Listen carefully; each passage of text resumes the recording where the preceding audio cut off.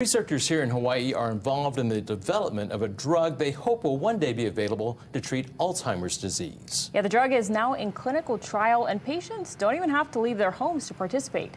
Millions of people in the U.S. are affected by Alzheimer's. It's currently the sixth leading cause of death in the country. KITV4's Nicole Tam joins us live tonight with the story. Nicole.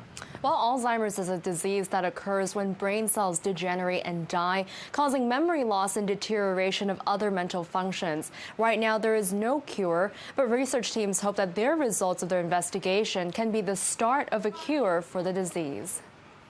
The study is called LiftAD.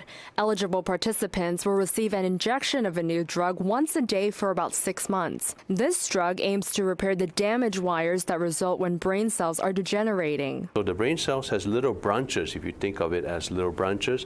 We're hoping that the brain cells that didn't work for a long time could start growing branches again. Dr. Corey Liow is leading the study locally and reports there's 5 residents participating so far. For him, the mission is personal. His mother died of Alzheimer's about 15 years ago. This is what I spend every day of my life doing, in this view, hoping to try to find a cure.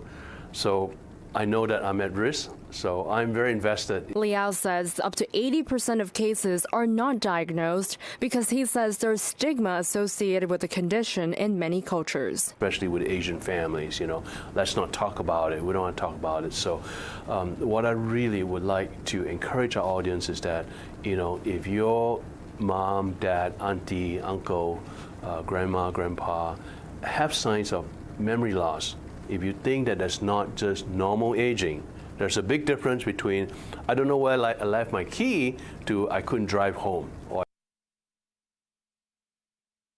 Experiment, people must be between 55 and 85 years old, diagnosed with Alzheimer's, and fit within a specific range on a memory and MRI test. Reporting live, Nicole Tam, KITV4 Island News.